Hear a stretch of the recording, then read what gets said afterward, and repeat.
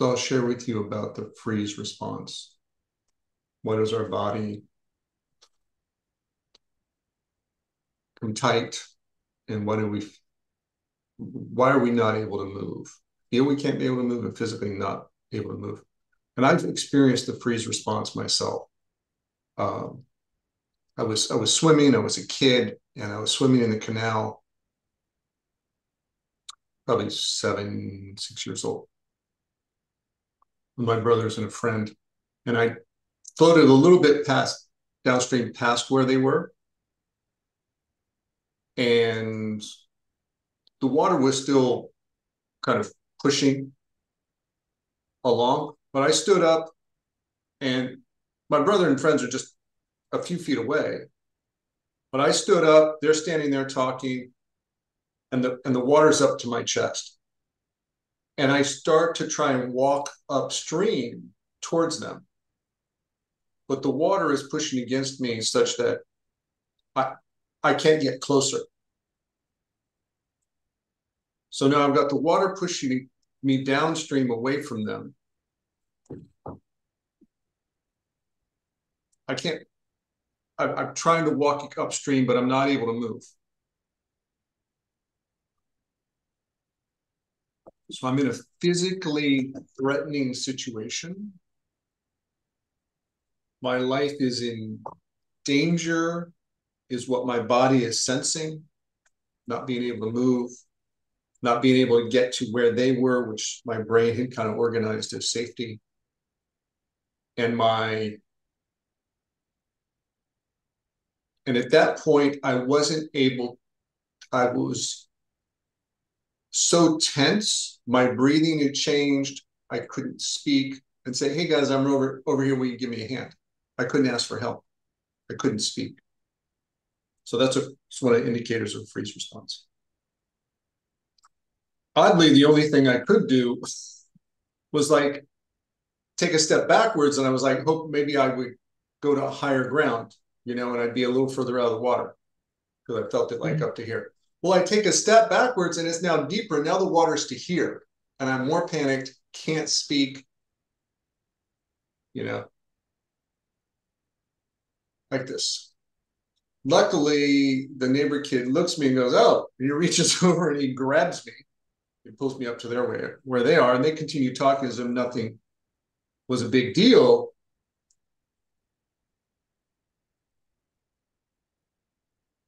But I essentially just had a panic attack. Right? Mm-hmm.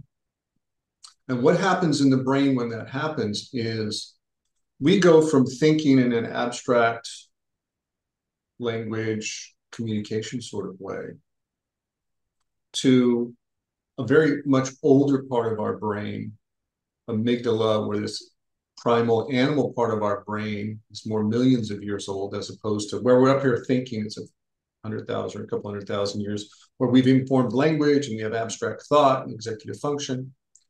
We're thinking with this other part of our brain that is like fight or flight. Okay. The animal a million years ago that was like, is that food or my food? Am I hunting it or is it hunting me? Do I need to get away or do I attack it? Okay. And so that part of the brain basically functions in where this is a threatening situation. I need to fight for my safety or I need to run for my safety.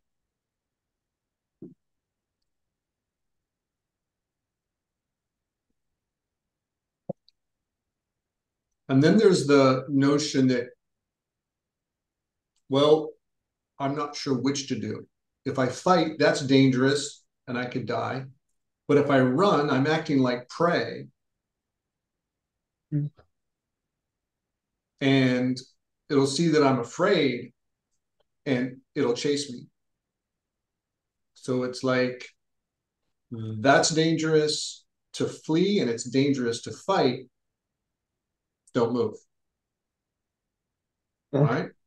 So it's like, if you think about it, there's other reasons not to move in this survival state. It's like,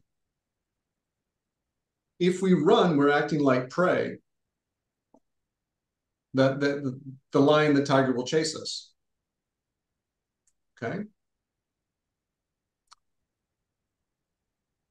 So there's a conditioning that says don't move, that's part of survival instinct. Okay?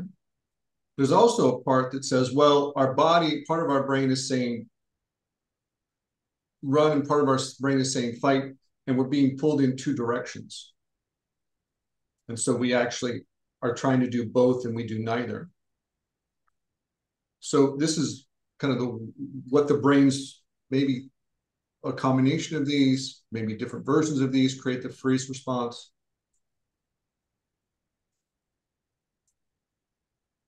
I think, a possum, play possum. If you have a possum and a possum is threatened, it goes dead.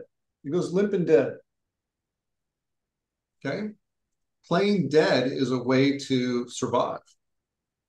If you've ever seen video of like a lion or a hyena get caught, some animal on the plains gets caught and it's taken down, and then the other lions and hyenas start fighting about who's going to eat it. So they start fighting each other, right?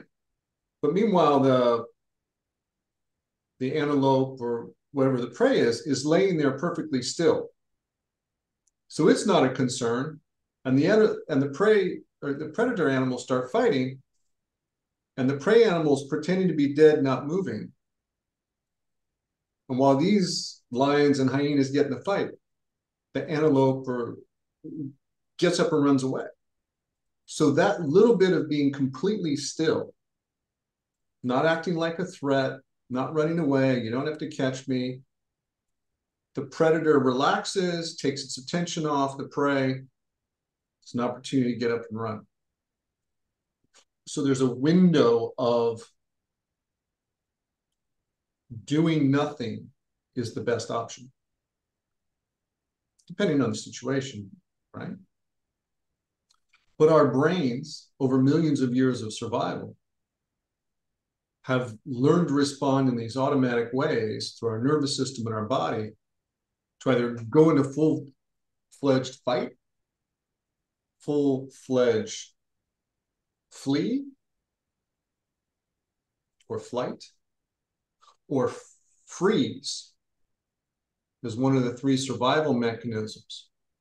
And when we're in a really threatening situation, dangerous situation, where that part of our brain takes over, all our thinking stops.